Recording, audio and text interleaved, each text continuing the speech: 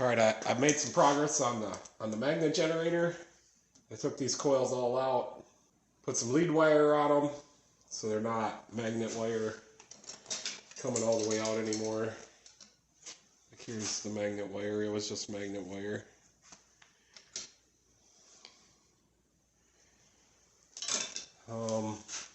I got it all. All I got to do left is lacquer it inside here. So I was just gonna try to show you how it works.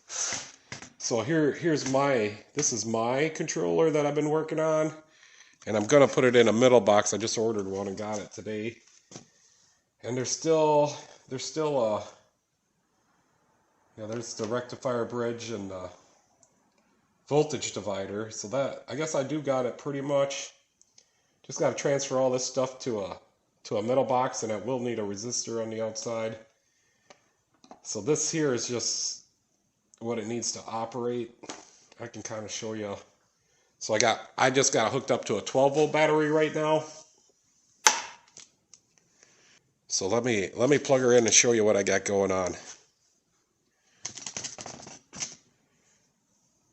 So here's the controller, and it's just a prototype too at this point in time. But that's an Adreno Nano, and it can unplug out of there, and got all my little wires in the back. So this is an RJ11, I believe, and this is an RJ45, and this is a Nano. It's a Nano V3. And here's a slider, which I broke the knob off, but I can still slide it. So let's plug it in. So inside here, this cable I made, the RJ45 or whatever, the cat cable, cat 6 or whatever, cat 5. So it can unplug inside here. So this thing is pretty modular. This is the voltage divider, rectifier voltage divider, so it can make a analog meter move the same way for forward current and reverse current. And this here is a voltage converter, so it takes 12 or 24 volts in, converts it to 5 volts out, and that's what runs this MOSFET board. Maybe a little overkill, but that's the way it is. And then I do have a diode there for the induction spike. I'm thinking it might need 2 diodes, but there's just one for now. So let me hook this up.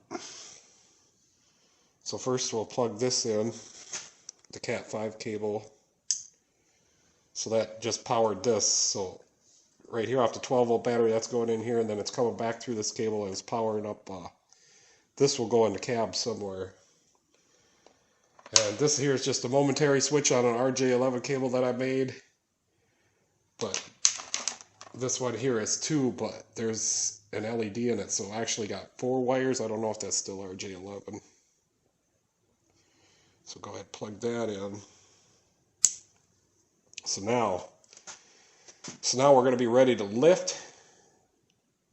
I don't know, yeah, we need to turn this up for a long drop, because I'll show you what happens. So now watch what happens inside here.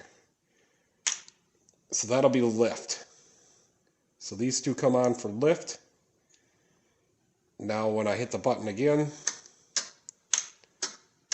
alright, that's dropping. That's little time. Let's move it up to a lot of time, so we get a picture of it. Here, I'll go get my meter too so we can watch it. So we'll just set this meter somewhere. Let me hook it up first. So right here, we're going to call this negative. And we're going to call this positive, and then we're going to call this one negative. Okay, let's turn that on DC. So we shouldn't have anything right now. I don't know if you guys, my light is in the way, so I don't know if you can see that.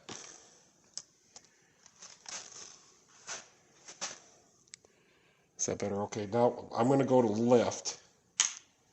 So that's forward current, 11.65, my bad. This is just a shop battery I got. Now we're going to go to drop. I need to turn up the time. Lift.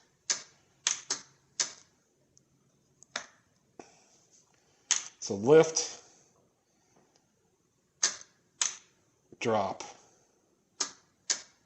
All right, so we had some time on there, lift. So it always stays in lift. So now you're picking steel, bringing it to wherever you want. Now you click the button, we go into drop. So it reverses the current. Okay, so let me show you what that does to the generator and kind of how the generator works. So I'm going to need this. Let's go back over here to the generator. So this is the part. And it's kind of hard for me to catch it. You know, I could catch it in lift perfectly, but the compass likes to stick a little bit. So let's just see what happens. I'm going to put it in lift. So that one's north, that one's south, north, south. So that's what you want. Now I'm gonna try to just catch this one. So this one's north right now. I'm gonna go to drop. There. Lift. My compass is a little sticky. There's drop. So it's reversing. So that's how.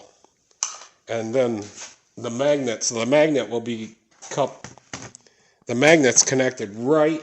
So let's put this light over here. Let's get down here and look at these connections. So inside the box, here's your armature. Here's A1 and A2 right here. And your magnet, we run 4 gauge. This will go out to the magnet right through here. And then here's my field drive from the controller, and then these two here will be high voltage. Whatever the generator's putting out, this will normally be a 4-wire cable, and that will go back here to what I was talking about, the voltage divider and the rectifier. So someday I'll explain it more. And when I get the armature back in there,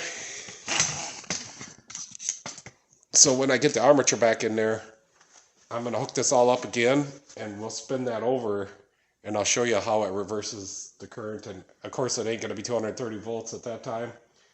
It'll just be a few volts. Like, we'll probably get like 10 volts out of it. Because RPM makes a difference. So this one is recommended to spin at 2500, so that's probably what they're spinning it at. So when we're putting whatever current we are into the field, at 2500 we're getting 230 volts out, and his amperage this can put out 43.5 amps of DC current. And I think when I was there, his magnet, I calculated it to be about 40. So we're almost at maximum output.